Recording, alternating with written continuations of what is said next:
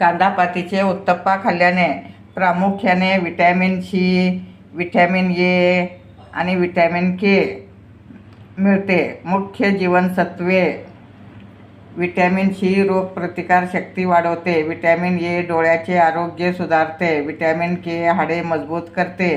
इतर पोषक घटक: फायबर पचनक्रिया सुधारण्यास मदत करते, खनिजे, कॅल्शियम आणि पोटॅशियम शरीरास मिळते. कांदापातीचे उत्तप्पा गरमागरम तयार आहेत. तुम्ही मुलांना डब्यात करून देऊ शकता, नाश्त्याला करून खाऊ शकता. अगदी पौष्टिक आहेत, कॅल्शियम वाढतं. कांदापातीची भाजी मुलं खात नसतात.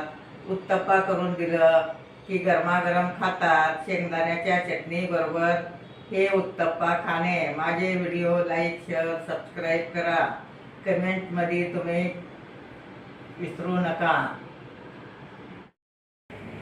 नमस्कार, मी सौ निर्मला आपशिंगेकर. आज आपणास कांद्याच्या पातीचे उत्तप्प्याची रेसिपी सादर करणार आहे. 2 वाट्या रवा घेणे, अर्धी वाटी बेसन घेणे, हिरवी मिरचीची पेस्ट घेणे, धण्या जिऱ्याची पावडर घेणे, कोथिंबीर घेणे, आलं लसणाची पेस्ट घेणे, पुदिना घेणे, ओवा घेणे, तीळ घेणे, चवीपुरतं मीठ घेणे. मीठ ह्यातच घालत आहे मी. आणि 2 वाट्या ताक घेणे. आता ताक थोडं आंबट असल्यामुळे ताक घालणे.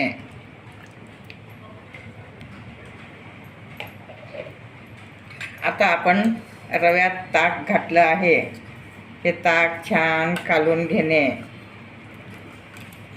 तुम्ही पाहू शकता अगदी रवा भिजून फुलून येतं. मग बेसन घालणे. बेसनमुळं पण त्याला छान पौष्टिकपणा येतं.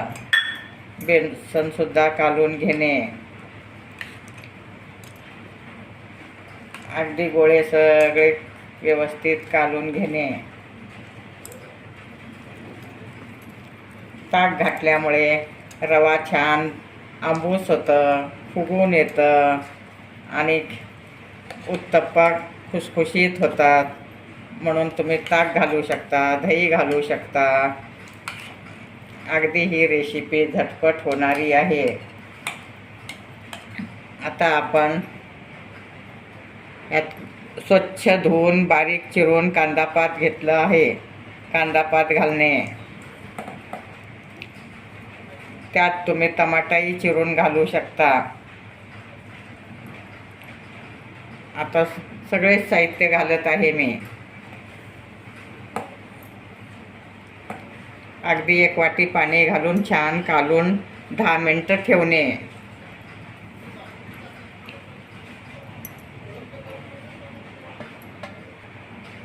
आता थोडी हिरव्या मिरच्याची पेस्ट घाला, नाहीतर लाल मिरची घातलं तरी चालू शकेल. आता मी हिरव्या मिरच्याची पेस्ट घालत आहे हिरवे दिसण्यासाठी. आता व्यवस्थित कालून 10 मिनिटं झाकून ठेवणे. आता आपण टमाटा बारीक चिरून घालत आहोत. कांदापातीत टमाटा घातल्यामुळे त्याला छान चव येते. खायला पण अगदी कुरकुरीत लागतात. भरपूर कांदापात घातल्यामुळे एकदम खुसखुशीत होतात, मऊ होतात. टमाटा घातल्यामुळे त्याला लाल कलर येतं. अगदी असं पीठ फुलून आलं आहे आपलं. रवा आणि बेसन हे दोन्हीही छान फुललं आहे. आता आपण तवा तापत ठेवणे आणि थोडं तेल लावून घेणे. सुरुवातीला तेल लावल्यामुळं चिटकत नाही. त्याच्यावर आपण आता उत्तप्पा घालत आहोत.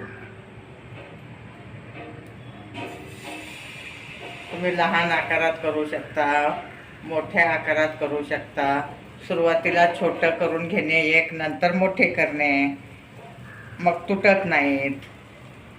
अगदी सुरुवातीला छोटे 1-2 केलं की मग नंतर तुम्ही मोठे करू शकता. वर झाकून ठेवणे. आता वर थोडं तेल सोडणे. असं तेल सोडल्यामुळे परत झाकून ठेवणे. आता आपला उत्तप्पा तयार आहे. अशा टाईपमध्ये तुम्ही करू शकता.